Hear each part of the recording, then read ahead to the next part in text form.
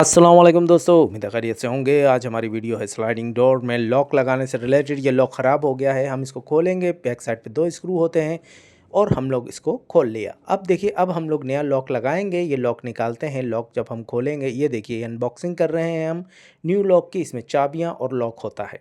ठीक है दोस्तों, ये जब हम बटन को पुश करते हैं तो ये लॉक हो जाता है और चाबी की मदद से हम इसको खोल देते हैं। ये लॉक हो गया। ठीक है दोस्तों, ये इसकी होती हैं चाबियाँ। ठीक है, इस तरीके से चाबी लगा देते हैं। आइए हम इसको फिट करते हैं। फिट करना नहायत आसान रहता है। ये देखिए, ये हम लोगों ने लॉक लगाया। इसके बाद 2 अदद स्क्रू हम इस पे फिट करेंगे। ठीक है, ये देखिए, ये यहाँ बैक साइड पे स्क्रू लगते हैं। ये देखिए, एक स्क्रू नीचे लगा, एक स्क्रू ऊपर लग गया। ठीक है दोस्तों, ये इस तरीके से फिट हो जाता है। फिट करना नहायत आसान रहता है।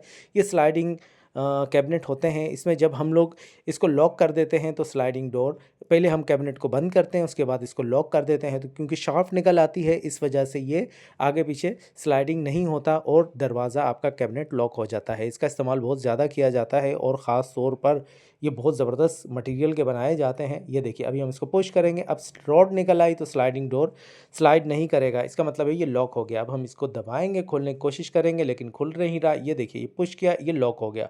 उम्मीद है दोस्तों वीडियो अच्छी लगी होगी। अपना ख्याल रखिएगा। अल्लाह हाफिज़।